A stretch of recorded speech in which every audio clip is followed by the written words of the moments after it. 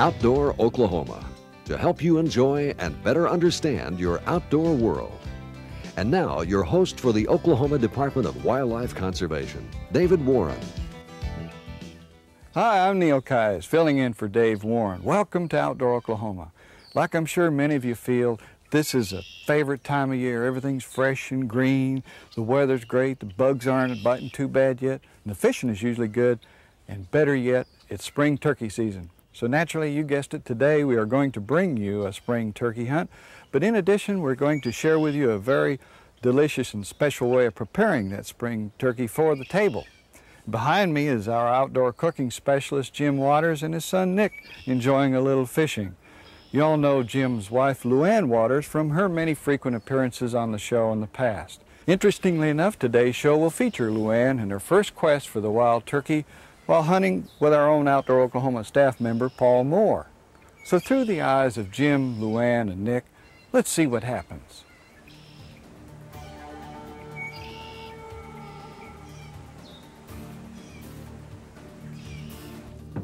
Yeah, he's a nice little bass. We'll keep him.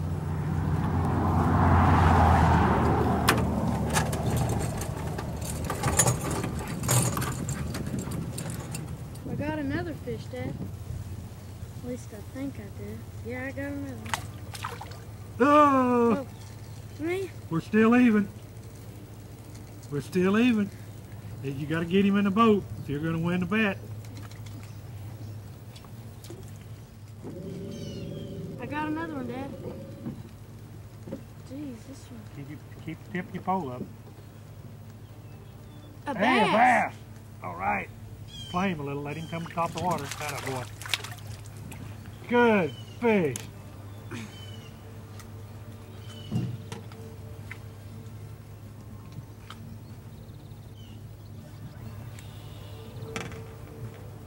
Pretty nice fish. Let's go in for a little bit, son. Go put that turkey on. Get it cooking. Can I come back out fishing? No, I need a little help from you, and then we'll come back out together, okay? Okay.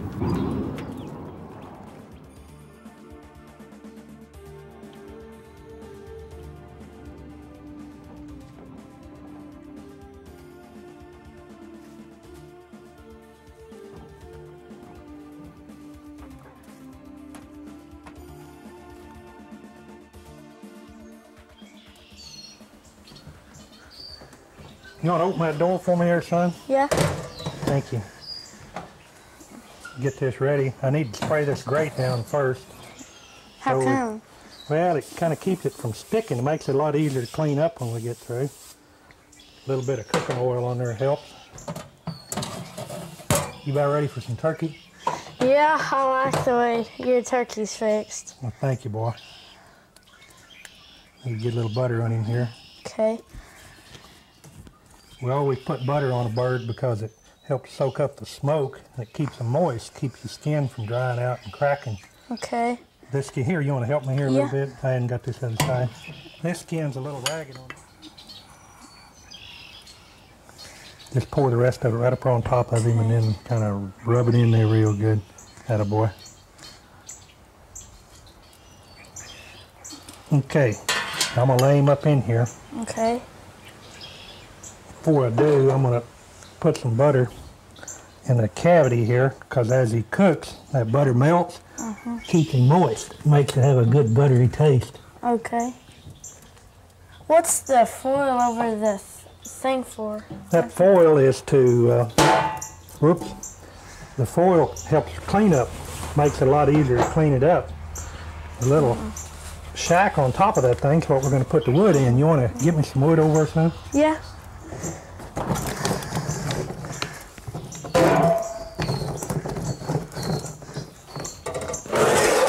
Is this enough? We don't need that much here. We only need about 3 pieces. Okay. It doesn't take much. One about there.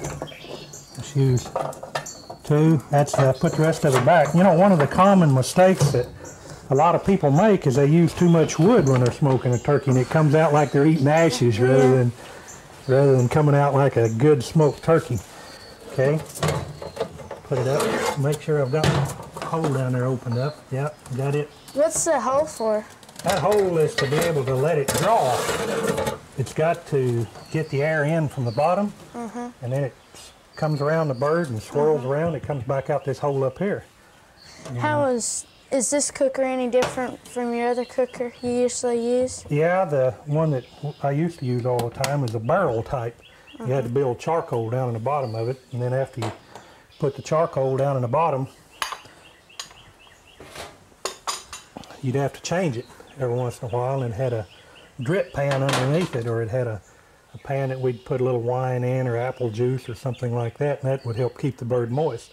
This cooker here, you don't have to do that, because the way that it's built, it holds the moisture inside. This is all the air that is allowed to escape, and then we can set the thermostat, and depending on where we set the thermostat, that will help make the difference of how dry or how moist the bird is when we get to. We're going to put this drip pan here down underneath in case there's any drippings that come out the bottom hole. Okay. And we're going to put him on, let's see, that's an 8.5 pound bird. Will take about 4 hours on 200 degrees, okay? We'll check him, put this thermostat on 200 degrees. You know, that's something else that's really neat about this cooker is the thermostat. It can go up to 250 degrees, or we can go all the way down to 100 degrees. So when we're making jerky this summer, getting ready to go on our deer hunts this fall, we can set it down on about 120 degrees or 100 degrees and dry that jerky out. And so it's just got all kinds of uses. And so far the meals have been pretty good that's come out of it. Okay, well, we'll get everything out of the way, and hopefully Mom will be home in a little bit. It's, let's see, 12 o'clock now, so we'll take him off about 4:30 or so. That'll be about the time, 4 o'clock. That'll be about the time that she gets home. Okay. Anyway, let's go fishing. You ready to go fishing? Yeah. All right, let's roll. I bet I catch more fish than you do, Dad. But I catch a bigger one, though. Grab that.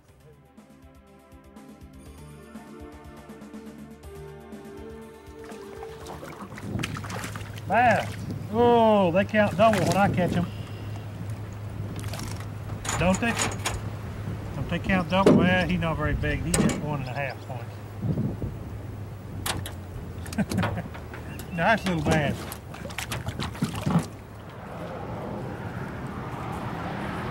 Bye, guys! Wow. Sure you fish. Take them off real quick. We'll go in. Okay. See your mama. Hey, what's for dinner? Got a surprise for you. Oh, good. Mom, How you doing? how'd your day go? Really well. How's the fishing? Pretty good. Caught a couple crappies, one bass. You want to go ahead and stay out a while? Yeah, okay. Yeah. Be fine. Okay.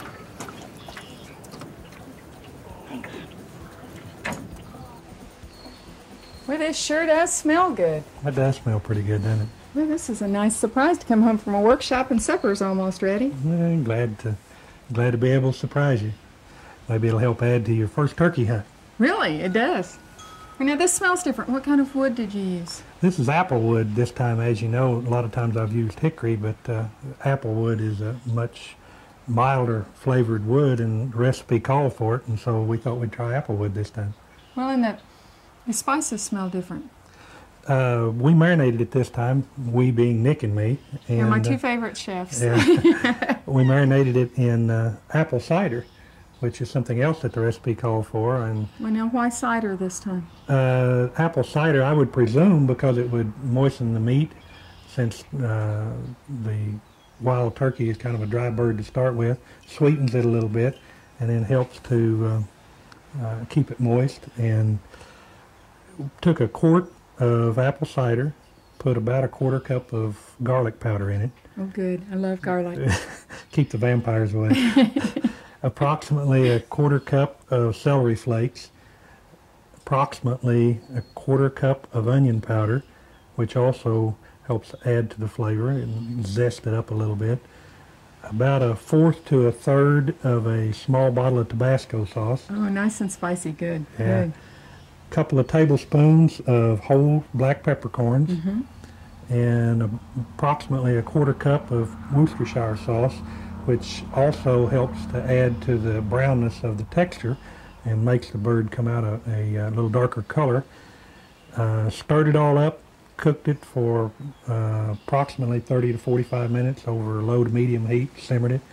And by simmering it this way, we help to release the full zest of the spices, and it helps the marinade to permeate the meat that way. And then let it cool, and then we strained it over the bird, and then blended it in with the rest of the apple cider, and put it in the refrigerator and let it Marinate overnight? Yeah, helped it to marinate overnight, and here we are today. And so it won't be that long before supper's ready. This is going to be fun. Good to have you home. Sure picked a pretty weekend to have a workshop. We had a good group of folks. Did you have a lot of new people? Good. Glad you did. Mom, would you come tell me your turkey story again, please? Well, I'd be happy to. So what part of it did you want to hear? What was it like just before you got ready to shoot the turkey? Like, how long did it take to call them in and stuff like that? Oh, well, there was a lot that happened on the turkey hunt before we finally got to that point. We had been at it all day before we got to that point.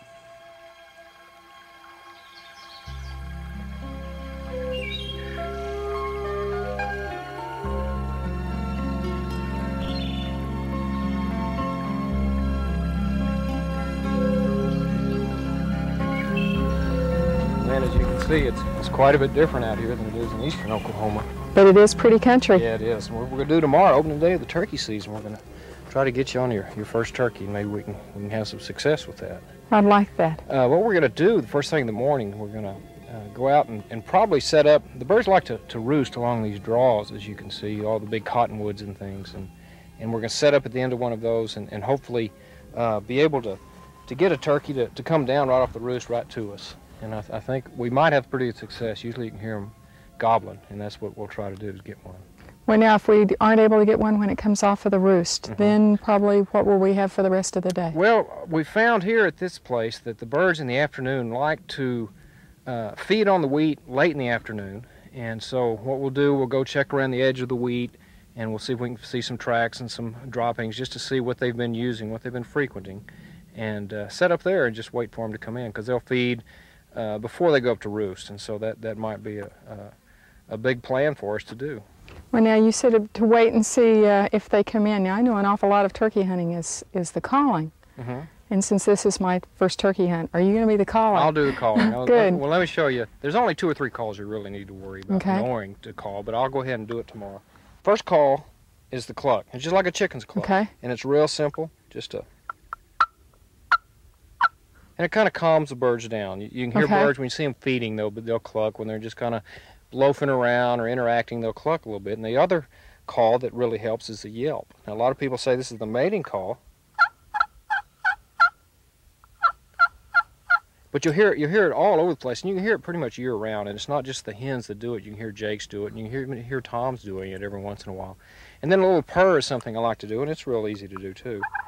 And it's just a calming call. The birds will do when this they're real a lot. contented. When they're contented, when they're feeding, they don't have any problems, no cares in the world or whatever. Yeah. So we'll go out tomorrow morning, opening day, and we'll just see if we can get a bird. Now, I think it's going to rain. It might be kind of cloudy in the morning, but we'll just give it a try and see what we can do. Sounds good. Let's go look over here and see which of these canyons we want to try, and maybe where to set up in the morning. All right.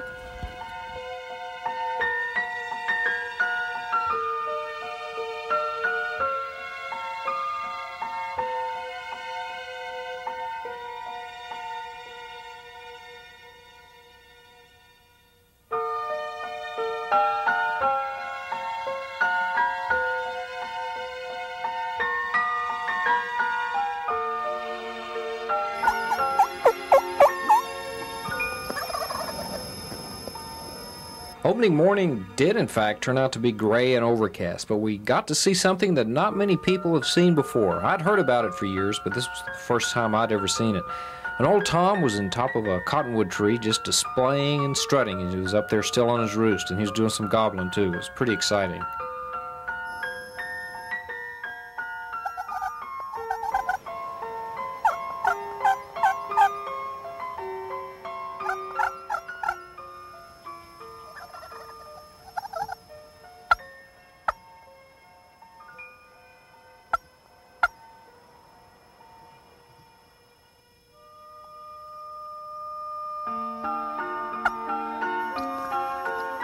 It was exciting to see the birds fly down. I wondered if they would come into the call. He flew down with 3 hens that were roosting with him, and they took off for parts unknown. No matter how much calling I could do, I guess he just decided it was better to be with some birds that he could see as opposed to birds that he could hear.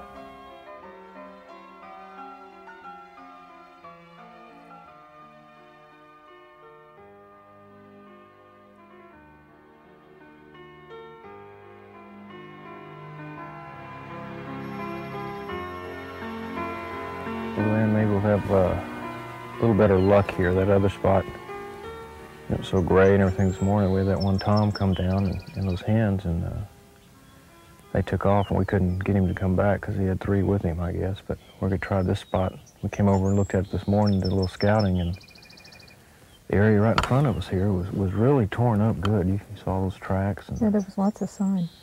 quite a bit. And, last year, where Neil and Ike did the hunting, they were right here also and had pretty good success in the afternoon. So we'll just sit here and see what we can see. The birds like to use these wheat fields in the afternoon, and so we'll just kind of hang out here a little bit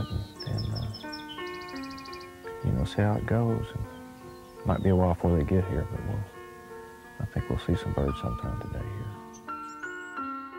Somehow I knew it was now going to be a long day, so I tried to make myself as comfortable as possible.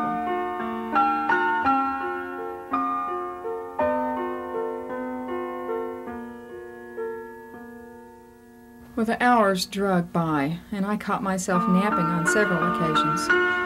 But finally, there was a roadrunner that came out onto the wheat field, and we got to watch him for a while.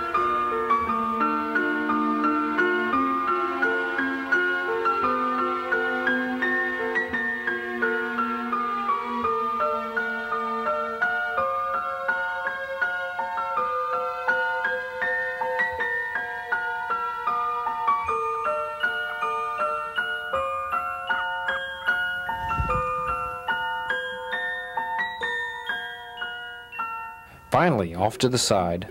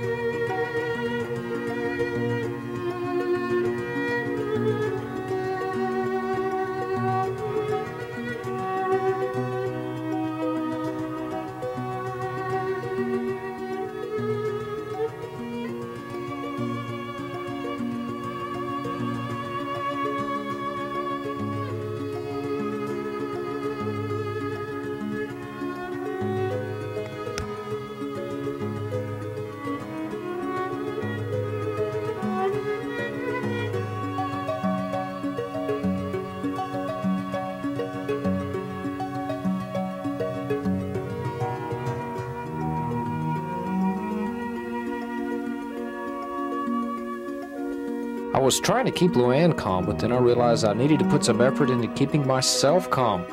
Just the sight of seeing some turkeys come in on you like that just makes my heart race. From Paul's nudging, I knew the birds were close enough, but two were in line with each other, and I wasn't sure my patience would last until I had a clear shot.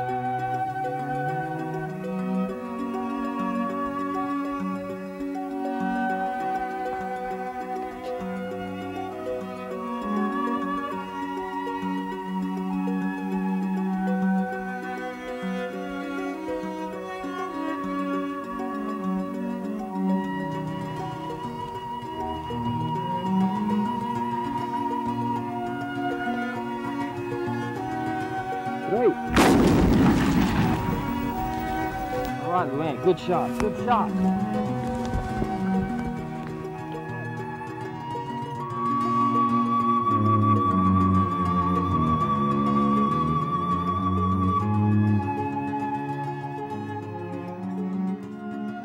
All right, Luann, good shot.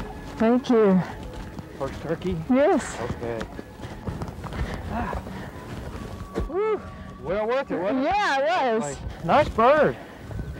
Yeah. Well, Jake, we'll cook up real well.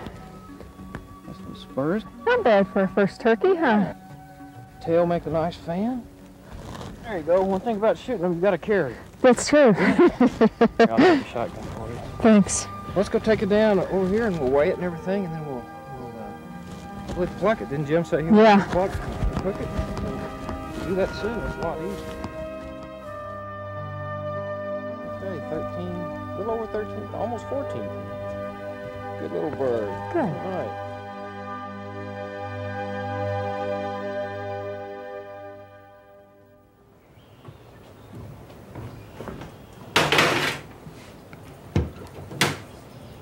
Oh, wow.